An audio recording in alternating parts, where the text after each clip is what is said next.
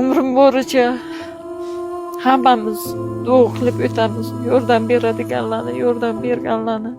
Assalomu alaykum. Biz Ehson Vijdon jamoasi Shamsiya onajonimizni ko'rishga tashrif buyurdik. Hozir turgan uylari arendaga ekan, egasi sotuvga qo'ygan, xaridor chiqqan. Sharoitlari o'ta og'ir. Video davomida ko'rsatib boramiz, hozir ko'rasizlar. Biza ana bitta o'g'lim bor. Xudoga behisob shukr.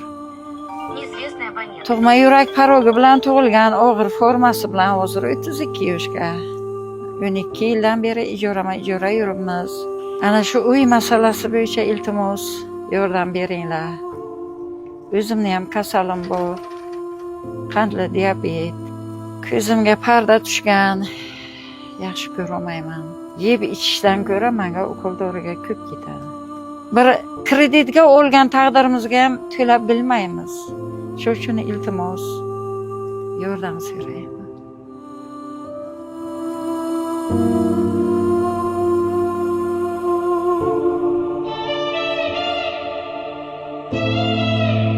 Yashab turgan uylari bitta mana shu xona va bitta oshxona ham bor ekan.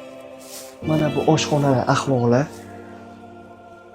To'g'risi bu uyga yashashni umuman iloji yo'q. Yordam bermoqchi bo'lganlar pastda karta raqam va telefon raqamlarini qoldirdim. Bemalol telefon qilib kelib ko'rishlaringiz mumkin. Yordam bermoqchi bo'lganda esa pastda karta raqam bor. Bemalol 5000 so'mmi, 10000 so'm yordam qilishlaringiz ham mumkin. Zeroki ehsonning mukofoti ehsondir.